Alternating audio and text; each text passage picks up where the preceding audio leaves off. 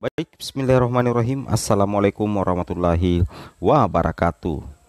Jumpa lagi dengan saya di Abil Maiwa Channel.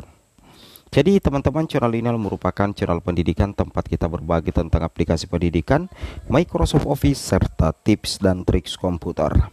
Jadi pada video kali ini kembali lagi admin akan mencoba mengupdate informasi terbaru seputar P3K Guru di tahun 2022-2023, yang mana di sini ada info penting BKN ya untuk P1, P2, P3 dan pelamar umum terkait solusi terbaik ya untuk P1, P2, P3 tanpa penempatan, solusi dari tidak lulus menjadi lulus. Nah, tentunya kalau dikatakan solusi dari tidak lulus menjadi lulus itu bukan hal mutlak. Kalau memang Bapak Ibu memenuhi persyaratan dari tidak lulus menjadi lulus, maka Bapak Ibu akan diluluskan. Logikanya seperti itu Bapak Ibu ya.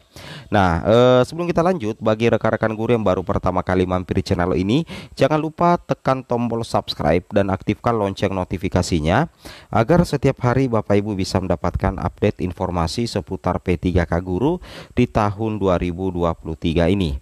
Baik Bapak Ibu, tanpa berlama-lama lagi kita langsung saja to the point ke informasinya. Di sini ada informasi penting ya dari BKN bahwasanya Badan Kepegawaian Negara memberikan solusi bagi peserta P3K Guru 2022 yang merasa dirugikan dengan hasil seleksi ya. Jadi di sini ada kabar baik dari BKN. Ini memberikan solusi bagi peserta P3K Guru 2022 yang merasa dirugikan dengan hasil seleksi. Nah, kemudian Deputi Bidang Sistem Informasi Kepegawaian BKN Bapak Suharmen mengatakan setelah hasil seleksi diumumkan, ujarnya, maka seluruh peserta baik P1, P2, P3 dan P4 diberikan kesempatan untuk menyanggah. Seperti itu Bapak Ibu ya. Kalau ada yang merasa dirugikan silahkan menyanggah, ujar Deputi Suharmen kepada jpnn.com. Jadi logikanya di sini BKN memberikan kebebasan kepada pelamar P1, P2, P3 dan P4 untuk melakukan sanggahan dimulai tanggal 10 sampai tanggal 12 Maret 2023. Jadi kalau Bapak Ibu pada saat pengumuman hasil seleksi merasa dirugikan, itu Bapak Ibu silakan melakukan sanggahan. Mengenai diterima atau tidaknya hasil sanggahan Bapak Ibu, itu nanti dilihat pada saat pengumuman atau jawab sanggah dan pengumuman kelulusan pasca sanggah. Logikanya seperti itu ya, dan dapat dicek di masing-masing akun SSCASN. Nah, jadi yang namanya menyanggah itu Bapak Ibu ya, itu adalah hak masing-masing pelamar, baik itu P1, P2, P3 dan P4 yang dinyatakan tidak lulus. Seperti itu ya, itu yang harus Bapak Ibu cermati. Kemudian kita lanjut lagi di sini. Terkait dengan masa sanggah dan hasil seleksi, memang dalam aturan ya di Permenpan RB di pasal 40 memang dikatakan di sini Bapak Ibu, dalam hal setelah dilakukan pengumuman hasil seleksi terdapat pelamar yang keberatan terhadap hasil keputusan sebagaimana dimaksud dalam pasal 39 ayat 4, itu dapat mengajukan sanggahan paling lama 3 hari setelah pengumuman hasil seleksi. Nah, kemudian yang kedua, panitia seleksi jabatan fungsional guru Kemendikbudristek dapat menerima atau menolak alasan sanggahan yang diajukan oleh pelamar. Panitia seleksi guru Kemendikbudristek dapat menerima alasan sanggahan dalam hal kesalahan bukan berasal dari pelamar. Nah, jadi intinya Bapak Ibu, ciri-ciri hasil sanggahan yang diterima itu apabila kesalahan teknis itu bukan berasal dari pelamar ya, itu bukan berasal dari pelamar, maka itu sanggahannya dapat diterima oleh panitia seleksi P3K jabatan fungsional guru. Nah, dalam hal menjawab sanggahan sebagaimana dimaksud ayat kedua, panitia seleksi P3K jabatan fungsional guru Kemendikbudristek dapat berkonsultasi dengan panitia seleksi instansi daerah.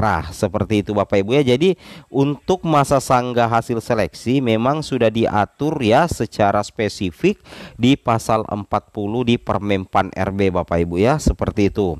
Nah, jadi intinya Bapak Ibu melakukan sanggahan itu harus ada fakta dan realitas yang ada Bapak Ibu ya. Nah, jadi ketika Bapak Ibu dinyatakan dalam posisi TP atau tidak mendapatkan penempatan dan ada penyebab sehingga Bapak Ibu harus melakukan sanggahan, maka Bapak Ibu bisa melakukan sanggahan dengan asumsi Bapak Ibu melampirkan bukti kesalahan ya, bukti kesalahan yang bukan berasal dari pelamar, bukan berasal dari Bapak Ibu, tapi berasal dari tim yang melakukan proses pengumuman.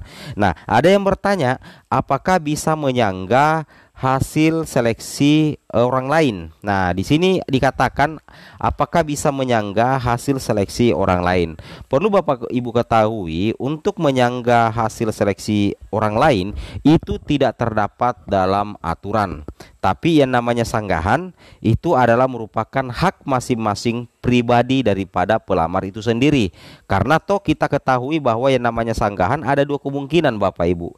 Bisa diterima atau bisa tidak. Nah, jadi silahkan saja kalau misalkan Bapak Ibu ingin melakukan sanggahan terhadap hasil orang lain, ya silahkan saja, yang jelasnya itu menjadi hak prerogatif Bapak Ibu. Tapi mengenai diterima atau tidaknya sanggahan Bapak Ibu itu tergantung dari Panselnas. Seperti itu ya.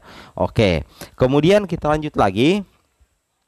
Nah, di sini contohnya Bapak Ibu ya. Ini adalah contoh form sanggahan nilai SKD P3K Guru. Nah, di sini ada 6 poin yang bisa disanggah ya. Kalau misalkan ada masalah di nilai teknis, Bapak Ibu sisa klik saja centang ya. Misalkan yang mau disanggah itu terkait dengan nilai ujian teknis dengan nilai ujian total yang tidak sama dengan yang seharusnya, Bapak Ibu bisa melakukan sanggah. Kemudian Bapak Ibu wajib melampirkan bukti sanggah. Itu bisa dalam bentuk PDF dan bisa dalam bentuk JPG Bapak Ibu ya. Kemudian di choose file di sini, dimasukkan di sini. Kemudian Bapak Ibu menuliskan apa alasan Bapak Ibu melakukan sanggahan. Seperti itu ya. Itu yang harus Bapak Ibu pahami dan Bapak Ibu cermati. Kemudian kita lanjut lagi di sini untuk rekan-rekan sekalian terkait dengan ada yang bertanya, kenapa tiba-tiba formasi di sekolah saya hilang sehingga saya tidak mendapatkan penempatan? Perlu Bapak Ibu ketahui, sebenarnya formasi Bapak Ibu yang ada di sekolah Bapak Ibu itu tidak hilang, tapi formasi itu berpindah Bapak Ibu ya. Misalkan seperti ini, formasi diambil oleh P1. Nah, misalkan di sekolah A ya, di sekolah A di sini ada dua formasi ya, ada dua formasi. Kemudian di sekolah A itu ada dua guru ya, ada dua guru mungkin P2 atau P3. Kemudian di sekolah B di sini tidak ada formasi tetapi ada guru P1 ya, ada guru P1 tetapi terdapat kebutuhan. Nah, dalam aturan yang diprioritaskan terlebih dahulu itu adalah P1 dulu Bapak Ibu ya. Ini dalam instansi ceritanya. Yang diprioritaskan dulu itu adalah P1, kemudian P2, P3. Nah, karena di sekolah A ini itu guru honornya itu kemungkinan adalah P2 atau P3, atau misalkan ijazahnya tidak linier, nantinya formasi yang ada di sekolah A dengan formasi yang ada di sekolah A2 ini akan berpindah ke sekolah B dan akan berpindah ke sekolah C. Jadi bukan guru P1 dari sekolah B dan bukan guru P1 dari sekolah C yang mengambil formasi yang ada di sekolah A. Nah, seperti itu Bapak Ibu ya. Jadi jangan heran kalau misalkan sebelum pendaftaran ada formasi di sekolah Bapak Ibu, setelah pendaftaran formasi tiba-tiba hilang. Itu salah satu penyebabnya karena dalam aturan P3K Guru 2022 tidak ada geser-menggeser Bapak Ibu ya. Yang ada itu adalah formasi dipindahkan. Seperti itu ya. Oke, semoga bermanfaat. Assalamualaikum warahmatullahi wabarakatuh.